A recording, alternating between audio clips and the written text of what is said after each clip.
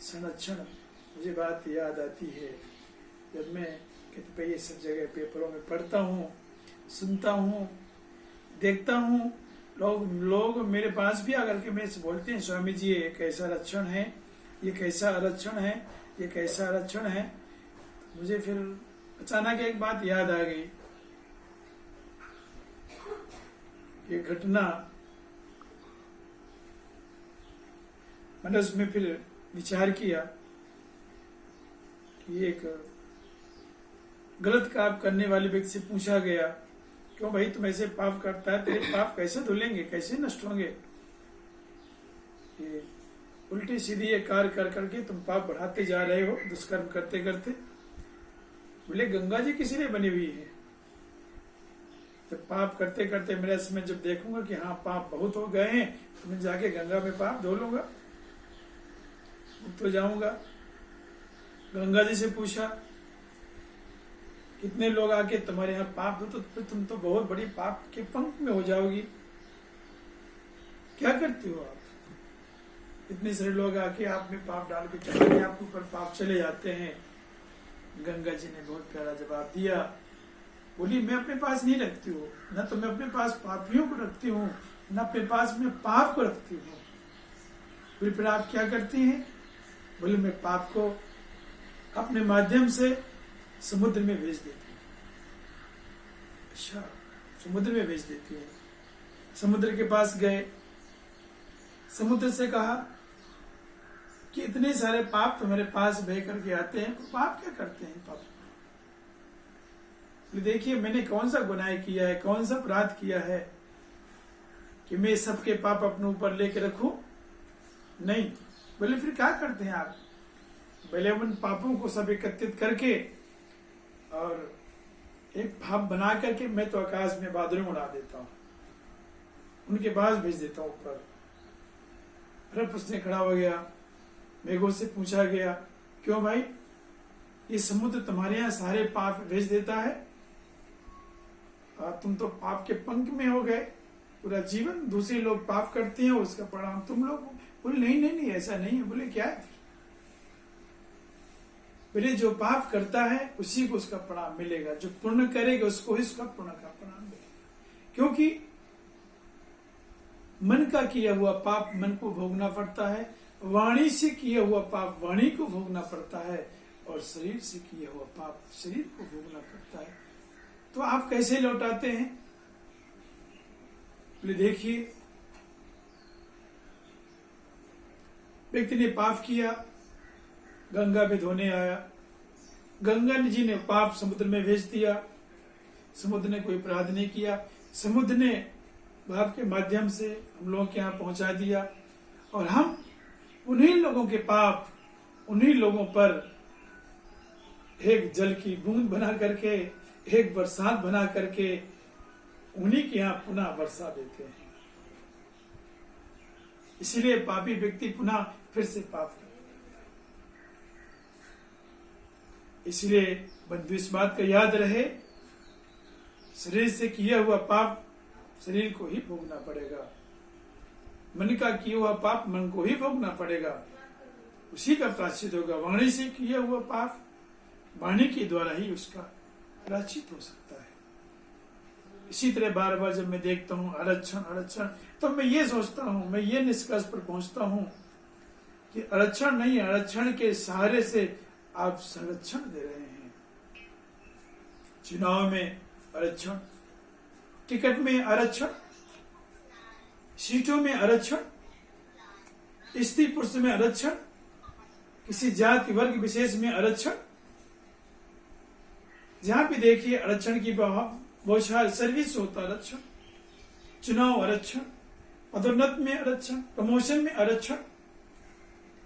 ये आरक्षण नहीं है, ये आप संरक्षण दे रहे हैं आरक्षण की आड़ में। और इससे जैन लेवास में समाज में एक विद्वेष की भावना उत्पन्न होगी। आपस में लोग एक दूसरों को ईर्ष्या की दृष्टि से देखेंगे।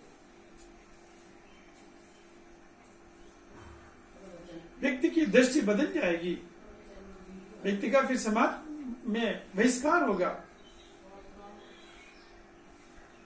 क्योंकि निश्चित रूप से अब जो आरक्षण है, आरक्षण है क्या, पहले देखिए उसका अर्थ क्या होता है। और आप किसी वर्ग विशेष में इसको क्यों जोड़ते हैं? पिछड़ा वर्ग, पिछड़ा किसे कहते हैं? जो कमजोर है। पिछड़ा किसे कहते हैं? जो इस लायक नहीं है। पिछड़ा किसे कहते हैं? जो संसाधनों से विहीन है, जो संसाधनहीन है, संसाधन नहीं है।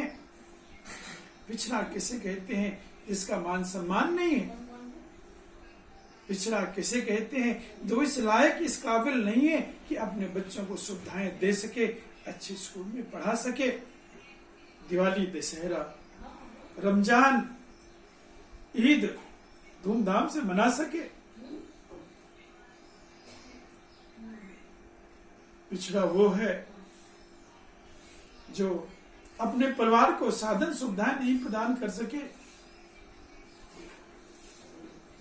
पिछड़ा वो है कि बरसात में उसकी झोपड़ी के अंदर टप टप टप टप पानी चू रहा है,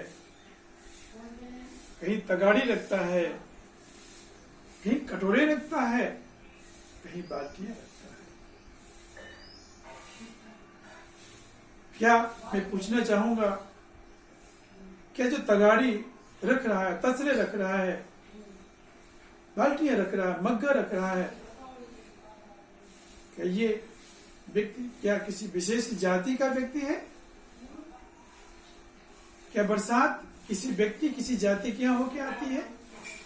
उसके यहाँ पानी बरसता है, उसकी छत टपकती है, उसकी झोपड़ी टपकती है, उसका घर वीरान होता है, उसका घर टूटता है।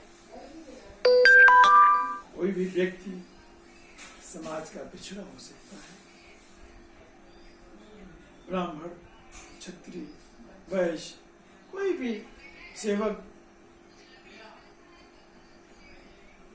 हम लोग बोलते हैं शूद्र शूद्र शूद्र, क्यों किसी को अपमानित करते हैं? यदि वो सेवक नहीं होंगे जिनको आप शूद्र बोलते हैं, आप ऐसे क्रीम पाउडर लगा के सुंदर कपड़े पहन के नहीं घूम पाएंगे। कलप, कौन कलप लगाता है? उसी कलप लगाने वाला को तुम पिछड़ा वर्ग बोलते हो, शूद्र बोलते हो। जो तुम्हारी शोभा बढ़ाते हैं, तुम्हारे कपड़ों में जो क्रीच निकालते हैं, जो तुम्हारे जूतों की पालिश करते हैं, जो तुम्हारे यहाँ झाड़ू पोछा करते हैं, उन लोगों को निम्न श्रेणी बना करके, निम्न श्रेणी बता करके, और यहाँ पत्थर रोड की धर्म की राजनीति करते हैं, आपस में विध्वंस करते हैं, समाज में यहाँ भेदभाव, ऊंच नीच पैदा कर देते हैं। ये किसी व्यक्ति विशेष के लिए नहीं है। पिछड़ा कोई भी हो सकता है, किसी भी धर्म, किसी भी जाति, किसी भी संप्रदाय, किसी भी पंथ का व्यक्ति हो सकता है। परंतु हमने अपनी कुर्सी के लिए,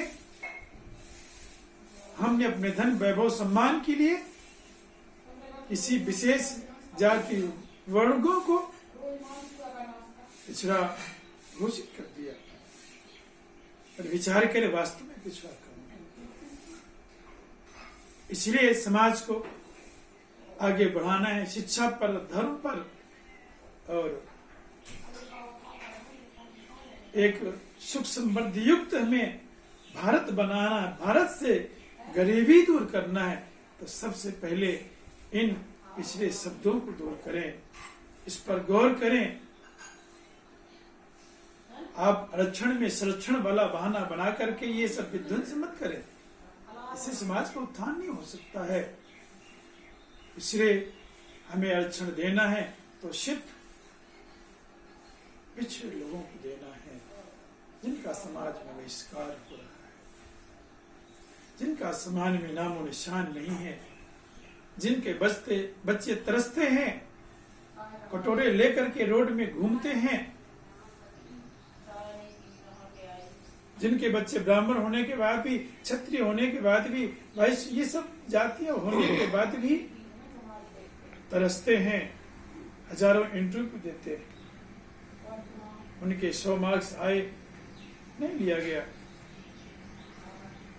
जिसको आपने जिनको आरक्षण नाम दे दिया उनके 50 मार्क आ गए, आपने उनको एडमिशन दे दिया। 30% मार्क्स आ गए, कहीं कहीं एडमिशन दे दिया, मैं सुनता हूँ। 100 मार्क वाले को बेचारे को कितना कष्ट होगा, मार्क्स वाले कितनी पीड़ा, कितनी वेदना होगी।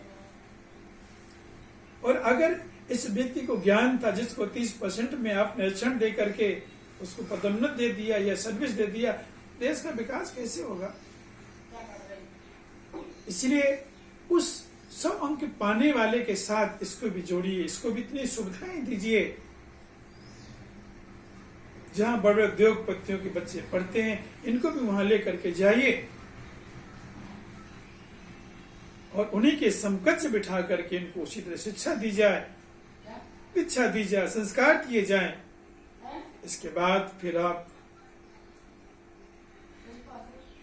सिर्फ योग्यता के आधार पर आप उन्हें सर्विस दें, तो निश्चित रूप से समाज का उत्थान होगा, समाज का उद्धार होगा।